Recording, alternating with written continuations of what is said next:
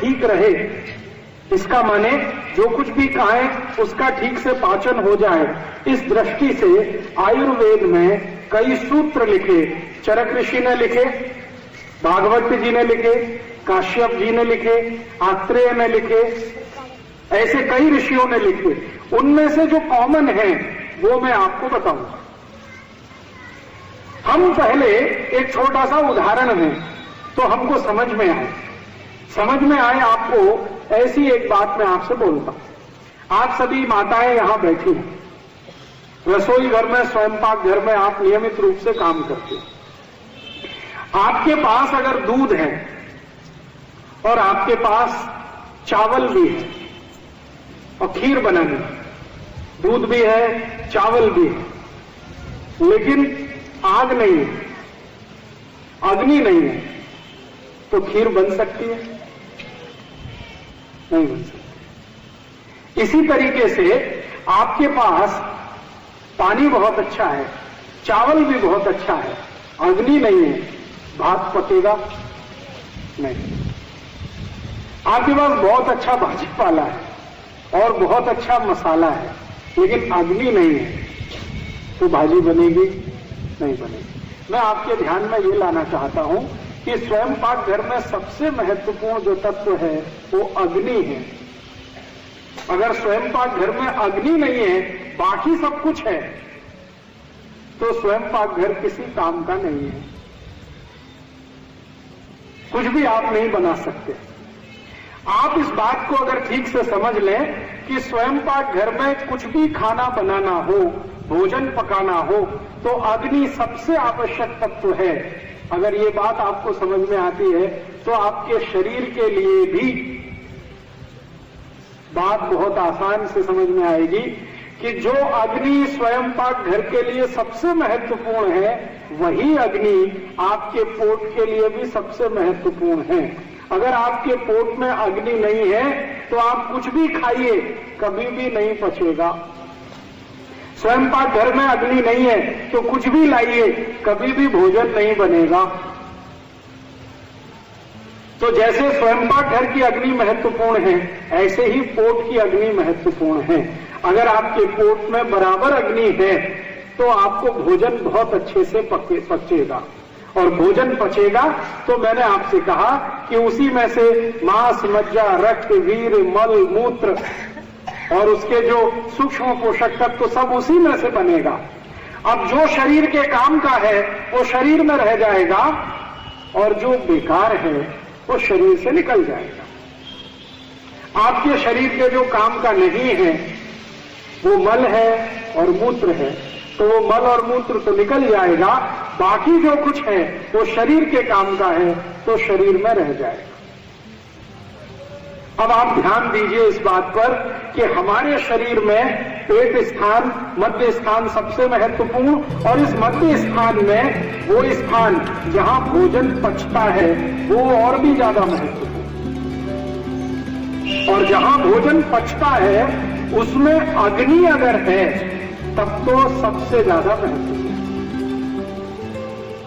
जैसे आप दूध में चावल मिलाकर अग्नि पर रखते हैं और थोड़ी देर में खीर तैयार हो जाती है, ऐसे ही पोट में अग्नि के उपस्थित होते ही कुछ भी भोजन आगे बढ़ने के लिए, पाचन के लिए चला जाता है।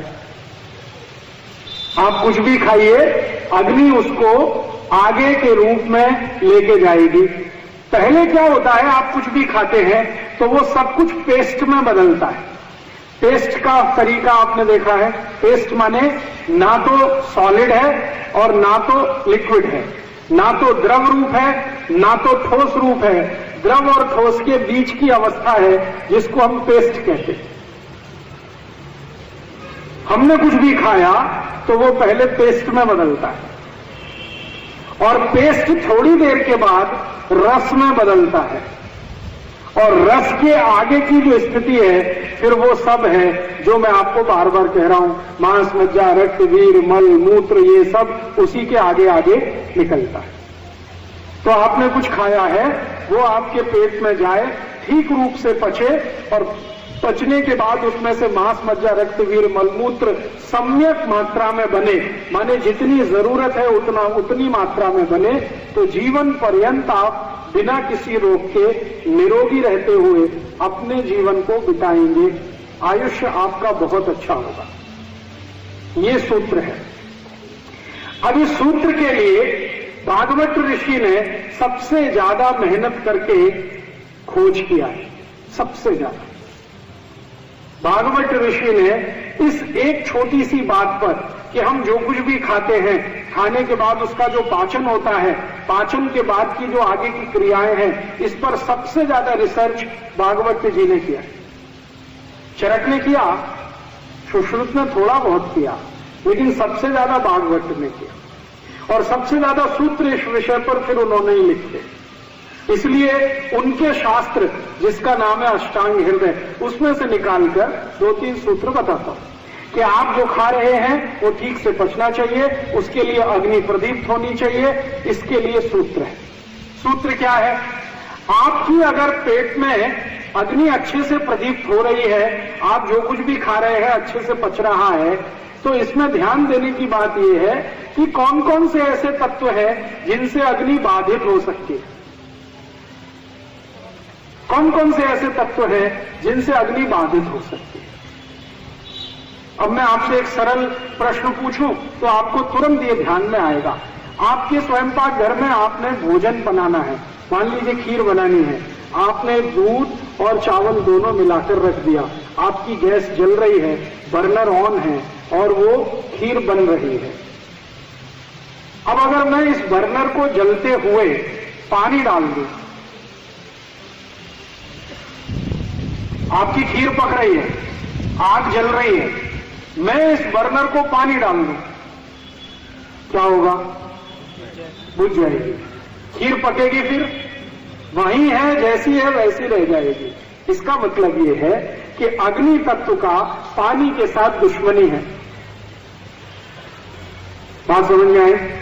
अग्नि तत्व की पानी के साथ दुश्मनी है। अगर अग्नि के ऊपर पानी छोड़ेंगे तो अग्नि शांत हो जाएगी, अग्नि शांत हो जाएगी तो खीर नहीं बनेगी, खीर नहीं बनेगी तो चावल और दूध दोनों खाने लायक नहीं रहेगा। खीर बने तो चावल और दूध खाने के योग्य होगा, खीर बनेगी ही नहीं तो चावल भी खाने लायक नहीं, दूध भी पीने लायक नहीं। इसका महत्व का बात जो समझने का है वो ये कि अग्नि तत्व के ऊपर पानी ना आ जाए, इसका ध्यान हम रखते हैं कि नहीं स्वयंपाक घर में? अगर ये ध्यान आप रोज रखते हैं तो पोट में क्यों नहीं रखते इसका ध्यान? आप बोलेंगे जी हम क्या गलत करते हैं पोट में? आप गलत ये करते हैं कि आपने भोजन किया, भोजन करने के बाद उसको पाचन होना है, पाचन होने के लिए अग्नि प्रदीप्त होगी। जैसे ही आपने भोजन किया फिर गट गट गट गट लोटे पे लोटा पानी पीना शुरू कर दिया। अब क्या होगा? अग्नि बुझेगी, क्योंकि पानी और अग्नि की दुश्मनी है। अब लोटे पे लोटा पानी पीते जाएंगे तो अग्नि तो बुझ गई, अब भोजन कैसे पचेगा? स्वयंपाक घर में भोजन कैसे बनेगा? अगर अग्नि बुझ गई, पानी डाल दिया तो वहां जो स्थिति है वो ही पेट में हो जाएगी। और अगर भोजन नहीं पचेगा तो फिर क्या करेगा? सड़ेगा। और सड़ा हुआ भोजन भागवत ऋषि के अनुसार 103 रोग पैदा करेगा। एक नहीं, 103। मतलब सीधी सी बात यह है कि जो लोग भोजन के बाद गट गट लोटे पे लोटा पानी पिएंगे उनको जिंदगी में 103 रोग जरूर आएंगे। अब 103 रोग आएंगे तो डॉक्टर के तो मजे आएंगे और आपके घर का पैसा जाएगा। आप रोडपति हो जाएंगे, डॉक्टर करोड़पति हो जाएगा। ये 103 रोग कौन कौन से आएंगे उनकी सूची है। भागवत संहिता जिसका नाम है अष्टांग हृदयम, उसमें पूरी सूची है कि जो लोग भोजन के बाद गट गट पानी पीते हैं उनको 103 रोग कौन कौन से आते हैं। सबसे पहला रोग पेट में जलन होना, जिसको आप कहते हैं एसिडिटी।